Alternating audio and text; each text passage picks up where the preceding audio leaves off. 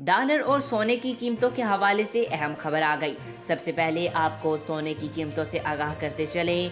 All Pakistan chambers and jewelleries association के मुताबिक मुल्क में सोने का फी तोला भाव 200 रुपये कम हुआ है। इस कमी के बाद मुल्क में सोने की फी तोला कीमत 2,60,000 रुपये है।